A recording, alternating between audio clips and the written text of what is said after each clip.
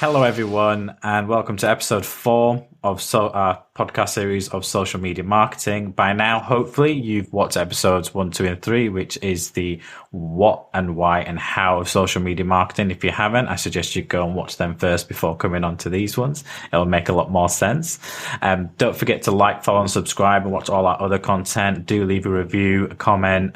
We've got our platforms across not just audio podcasts, but also on podcast, so where you can put a face to their name. So in this final episode of this series of social media, we're going to be giving our summary and insights individually, and our thoughts based on what we've discussed in the previous 3 episodes and, our key takeaways. And if it's okay, I'm going to start first. One thing I mentioned and discussed in a couple of the episodes before this was, how paid social media marketing is more top of the funnel now. What we're noticing, and my advice to anyone listening, is a lot of companies are coming up to us saying, I want to run a paid social campaign and I want X amount of revenue. And I feel like they're looking at it completely the wrong way based on how the industry and the platforms are really going. Some platforms will give you measurable returns in terms of revenue. It can be achieved, but it really depends by industry, sector, the audience you're targeting. If you've got a handful of products compared to a number of products and elements that you're offering, how good your website is. There's so many other fundamental elements that come into play to help you achieve those, key, measurable success elements from paid social. My advice is, the key takeaway I want to take is that when you're implementing a paid social strategy, first of all, I discussed this earlier, was make sure your organic is also already in place and you have a foundation to build from. Understand your audience in terms of who you want to target and understand the strategy you want to achieve. For those that are listening and just want to focus on sales, just be a little bit more realistic and understand that paid social platforms have become more top of the funnel. And that has been hindered and impacted by the iOS 14 update that came from Apple and the updates that came in terms of the data usage that social media platforms are using in terms of the availability of how much data they can use of your personal data to target you. What it means is that targeting becomes a little bit more broader and more exploratory, and you have to do a lot more A/B testing across paid social platforms in terms of the creative you use, which is why we encourage video. But just bear in mind that, it should be there to support wider marketing functions. Don't just solely focus on paid social as your, I'm going to put £1,000 whatever budget is into Facebook and this is going to turn my business around or this is going to amplify my e-commerce. No, that's a wrong way to look at it. Look at it as part of an integrated approach.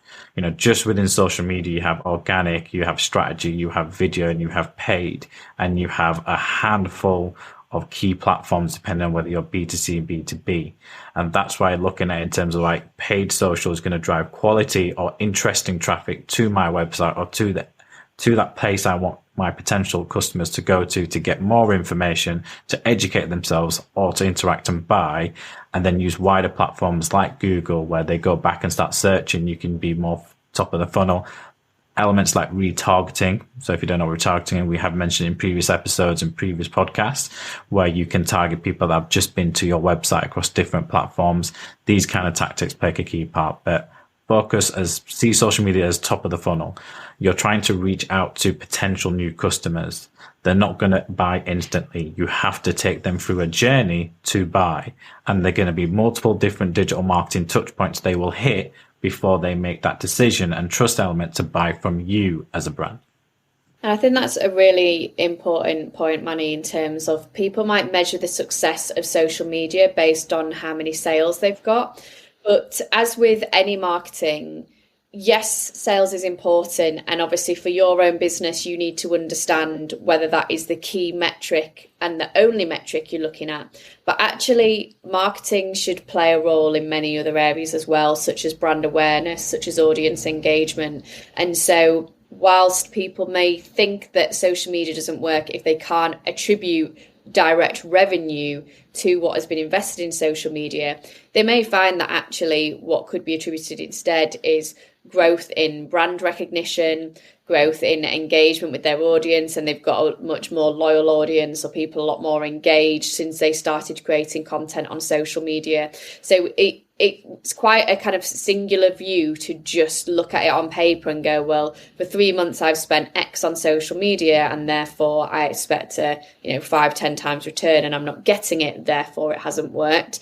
So for example, at Trio, we have a motto for our own social media channels that you either want to work with us or for us. And actually, one of the greatest benefits we've gained from our social media is how easy it is to recruit, and that people will come to us and are constantly messaging us that they want to come work at us because we display a lot of our workplace culture. So we're not really putting any salesy content out there at all. That's then a nice byproduct if people contact us because of what they've seen on social media. But actually, our focus there is something much different. So I think it really is important to actually consider social media as part of your wider business strategy, who the audience is that you're engaging with. Because when we say an audience, that's not just target audience for the purchase of your product. You may choose that the audience you want to target on social media is prospective employees. It may be potential suppliers or whatever it may be. So really thinking about that and just nailing down what tools you're going to use to measure that and what those metrics are and how you're going to appeal to those people. So it doesn't all have to be about sales, I think is one of the key messages.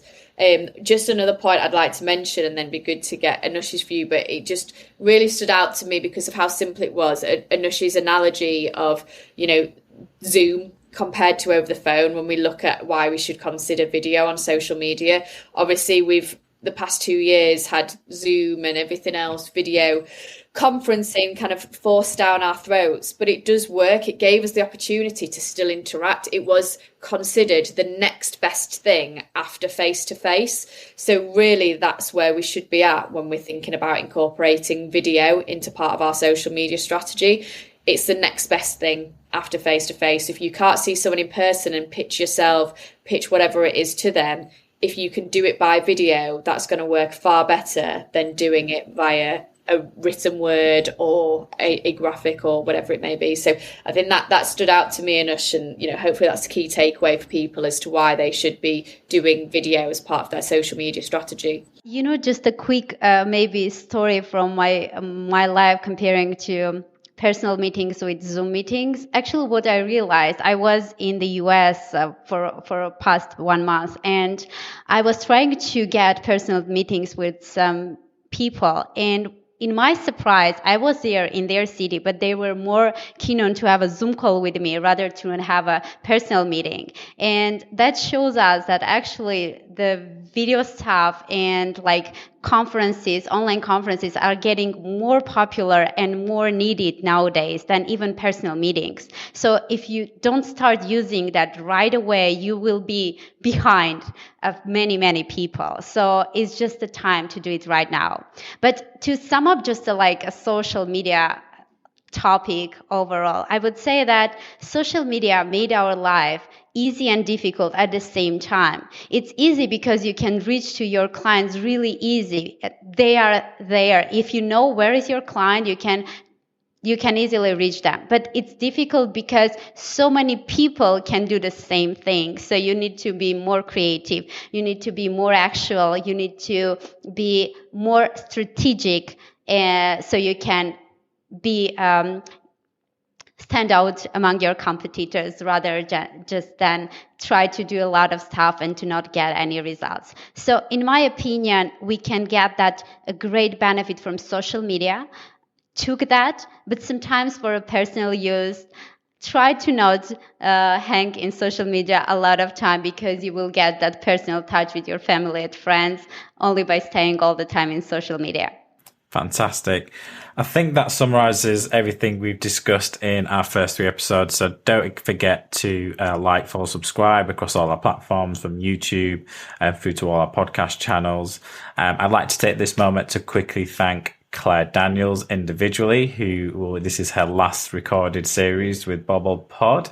As we look to take things into a new direction, I'd personally want to thank her for everything she's done and always contributed towards Bubble Pod, which has been a good 18 months now since the pandemic. So thank you very much for your personal contribution to Bubble Pod. And we hopefully have you as a guest in the future as well. Thanks, Manny. And Yeah, it's been great to be a part of it, and it's a fond farewell. Just as all our businesses are growing, just having to focus more on content that we're creating for Trio Media. But it's been great to be a part of it and working with you both on this. And I hope people will continue to listen avidly to the content that's going to be created in the months to come. Claire, it was wonderful to have you as a co-host together, and I hope we will have in future as well together. Yeah, it's not the end of our personal relationships. It's the end of Claire. We still continue to work extremely close together. So thank you for everyone who's been listening to this series.